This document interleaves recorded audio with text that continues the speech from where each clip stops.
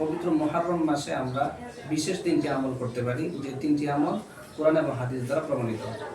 1 নম্বর আমল হলো পবিত্র মুহররম মাসের যে কোনো দিন রোজা রাখা।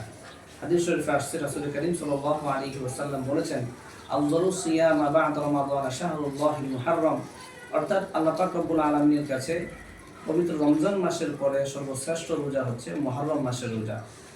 অর্থাৎ কেউ যদি পুরা মুহররম মাসের যে কোনো দিন রোজা রাখে, চাই শুরুতে হোক বা চাই শেষে হোক, চাই একটা হোক বা চাই 2টা হোক, যে কোনো দিন যে কয়টা রোজা সে রাখতে পারে মুহররম মাসে, আল্লাহ পাক রব্বুল আলামিনের কাছে সে নফল রোজার মধ্যে সর্বশ্রেষ্ঠ নফল রোজা রাখার সওয়াব পেয়ে যাবে।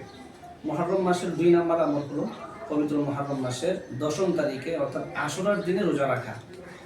এ ব্যাপারে রাসূল করিম সাল্লাল্লাহু আলাইহি ওয়াসাল্লাম বলেছেন, সুমু আশুরা, তোমরা আশুরার দিনে রোজা রাখো, অর্থাৎ মুহররম মাসের 10ম দিনে রোজা রাখো। তবে মনে রাখতে হবে, মুহররম মাসের 10ম তারিখে রোজা রাখার ব্যাপারে আমাদেরকে 10 তারিখের আগে একটি রোজা বৃদ্ধি করতে হবে, অথবা 10 তারিখের সাথে 11 তারিখে একটি রোজা বৃদ্ধি করে আমাদেরকে 2টি রোজা রাখতে হবে।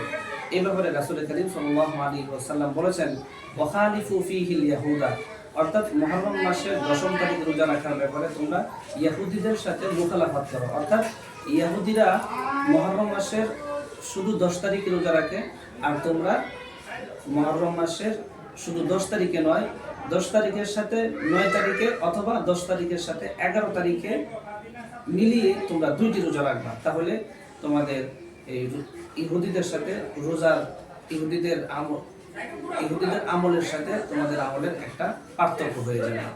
আর পার্থক্য তো আমাদের এজন্যই করতে হবে যে তারা ইহুদি আর আমরা মুসলিম, সেই দৃষ্টিকোণ থেকে আমাদেরকে পার্থক্য করতে হবে।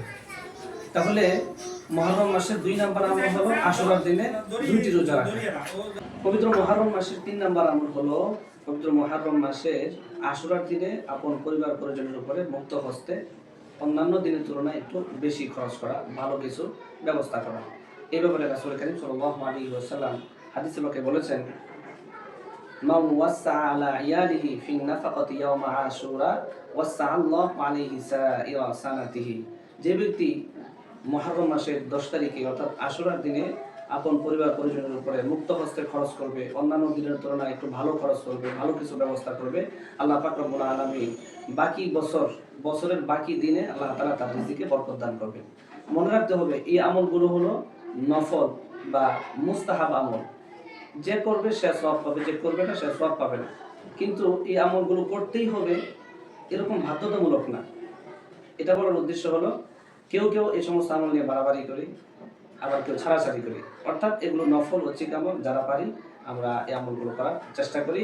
আরেকটা বিষয় হলো, মুহররম মাসের 10ম তারিখে আপন পরিবার পরিজনের উপরে খরচ করার ব্যাপারে যে হাদিসটা আসছে, এই হাদিসটা যদিও সনদ দৃষ্টিকোণ থেকে হাদিসের মধ্যে বা হাদিসের সনদের মধ্যে কিছুটা দুর্বলতা আছে, কিন্তু সামগ্রিকভাবে এই হাদিস আমলযোগ্য, এতে কোনো সন্দেহ নেই। আমরা নিঃসন্দেহে এই হাদিসের উপরে আমল করতে পারি। আল্লাহ পাক রব্বুল আলামিন আমাদের সবাইকে বুঝার এবং আমল করার তৌফিক দান করেন।